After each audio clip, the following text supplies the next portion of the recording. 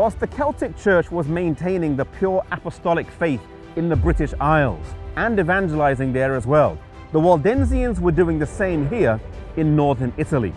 The word Waldensian means people of the valleys. Originally though, in Italian, it was Vallenses with a V. It was translated into the French as Vaudois.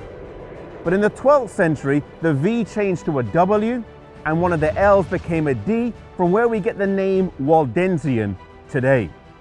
The Waldensians did not see themselves as reformers. They did not see themselves as needing to separate from Rome, for they said, we have never belonged to it. They said they are part of the apostolic faith and could trace their origins all the way back to the early centuries. In fact, when we look at the history of the Waldensians over several hundred years, if not millennia, we can see that they were around in the very early centuries, in the 4th century with Vigilantes. We can see them in the 7th, the 8th, the 9th century.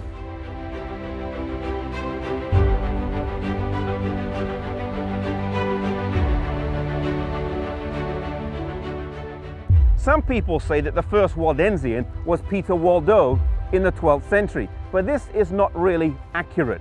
Whilst it is true that Peter Waldo was a merchantman from Lyon, he did sell all of his goods and commit his life to the preaching of the gospel. He was not the first Waldensian, and their roots trace back much before him. In fact, one of the early names for the Waldensians was actually the word Insabati, showing clearly that the Waldensians were Sabbath keepers, as they were named after the very day upon which they worshipped. As the Waldensians were coming up in the early centuries, and the Roman Catholic Church was forming as well, both of them saw the heathens around them as a mission field. But whilst the Roman Catholic Church used the power of the law and the sword and political alliances to win people over, the Waldensians put their faith in the strength of God's word.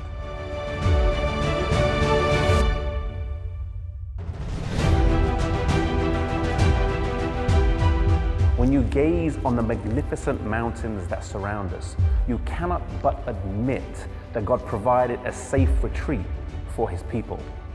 To the Waldensians was given the task of passing the light on to the Protestants of modern time and penetrating the darkness with true Bible doctrine. Indeed, they maintained longer than any group in the struggle to preserve the Bible and primitive Christianity. In upcoming episodes, we're going to see the caves in which they hid and where they met for worship. We're going to see the places where they trained their young people in how to study the Bible and in how to be missionaries. We're also going to climb mountains and see the cliffs over which the Waldensians were hurled to their death in times of persecution. Truly, the Waldensians stand to us today as a group of people who believed in the Bible, as a group of people who believed in mission service. They are a key part of our spiritual lineage today.